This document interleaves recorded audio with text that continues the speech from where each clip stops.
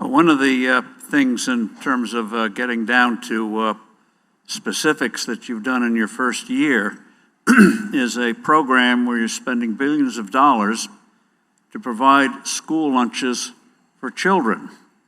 And walk us through what you learned from the Rockefeller Institute and others and how important it is for a meal for children to learn, but also what is this already starting to do to the local agricultural community. Talk about the kitchens that are being set up, and already it's beginning to have an impact. I'll steal some of his thunder. Right now, he is feeding each day the equivalent population of 7 Singapores. So walk us through this program. Yes, I think this free meal program, in Indonesian we call it MBG, Makan Bergizi Gratis, so free nutritious meal.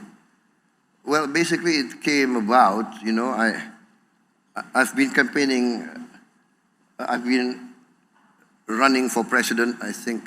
I ran for president, I think, 5 times in this last 25 years, I think, 20.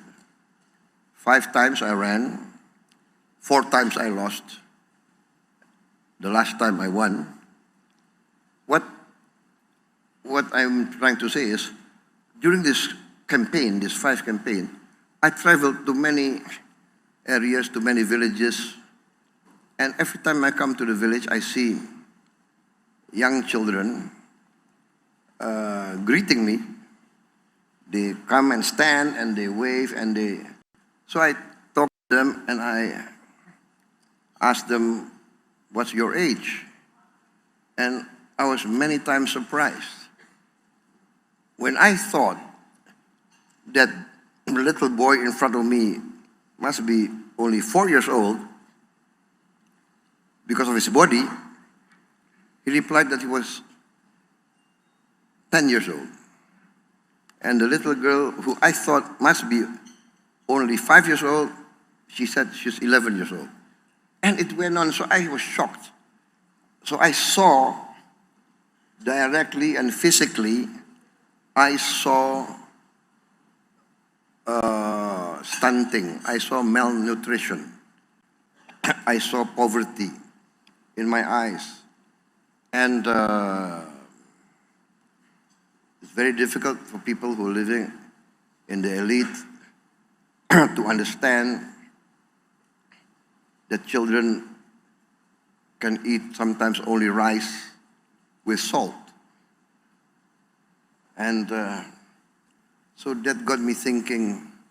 Then I remembered the schools in Europe and UK and the US. They had free meals for lunch. So I said, and then I read about Brazil. I saw this, the importance of doing something. And then I realized that India, their per capita income is less than Indonesia. And yet their leaders had the courage to have free meal program for their children. So I said to my team, I said, if India can do it, why cannot Indonesia? And India, I think, has done it since 2010. And they have put it into their laws that free meal is mandatory for the children. Brazil does this. So when I started planning for this, it was in 2023, I think. And at that time, there were 77 countries that had a free meal program. So I said Indonesia must be the 78th or 79th.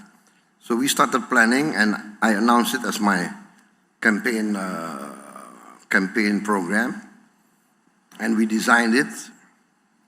And now I'm proud to say, as of a few hours ago, we have now 11,400 kitchens. I think, yeah, 11,400 ya. Yusa, berapa ya?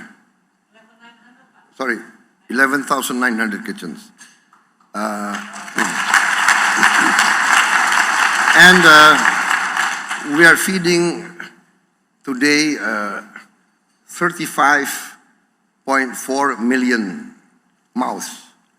So 35.4 million mouths.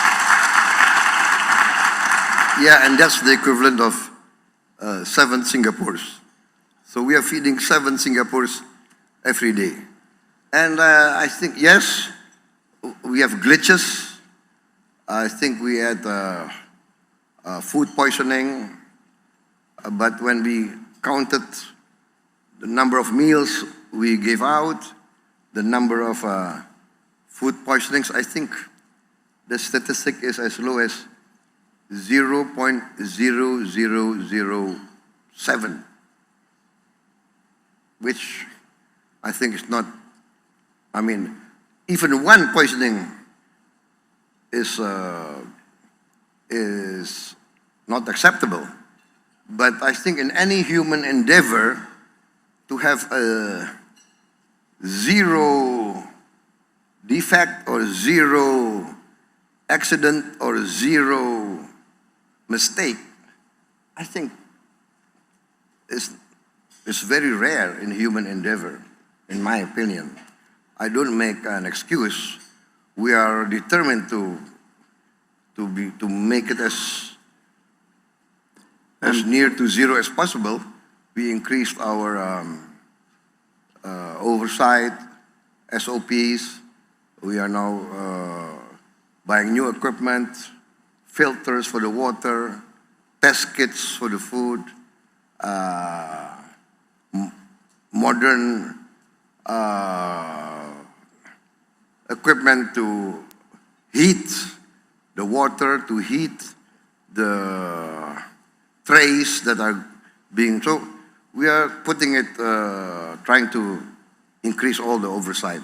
Now, with these meals, walk us through what it's already doing to the farming community.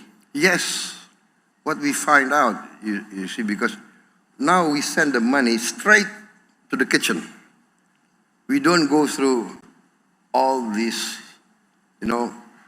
layers of bureaucracy. We straight, and we have trained, before the whole program, we have trained 32,000 managers. These are all graduates from university, 32,000. We trained them 3 months, and then they are deployed into the villages. And then we have a partnership with local foundations, local groups, and local entrepreneurs. So this is a government and government-private, let us say, partnership, because the foundations, the local groups, some entrepreneurs, they are the ones who build the kitchens and run the kitchens according to our specifications and our SOPs. So one kitchen is designed to provide food to between 3,000 to 3,500, 3,800 children and pregnant mothers.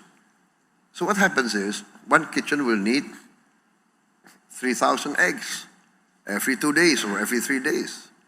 We'll need 3,000 cucumbers, 3,000 carrots, 3,000 tomatoes, 3,000 pieces of chicken, and etc. So what happens is, the local farmers find out, oh, we have a guaranteed offtake for our products.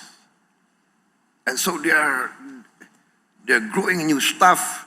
We hear a lot of stories, a lot of testimonies. They are building fish ponds, and those in the coastal areas, they increase their fish production.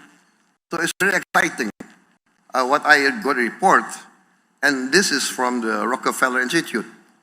I got a visit from a delegation of the Rockefeller Institute,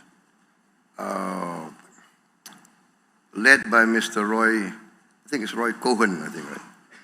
And they said to me, in their experience, going through many countries in the world with the same program, they said that every $1 spent in the free meal program, the return on the $1 is between $5 to $37.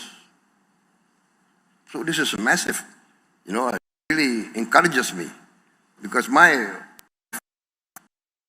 purpose is to overcome the hunger of the children. That is my first purpose. But in the sense that we put in so much resources to the villages and the poor areas of Asia, even the urban areas, even Jakarta has undernourished children. So, and this, I think, is providing a big boost to the economy, in my opinion. That's the feedback I get. And you've done programs to increase agricultural output, but also with the 17,000 islands, you're also now amazingly have a program to improve fishing.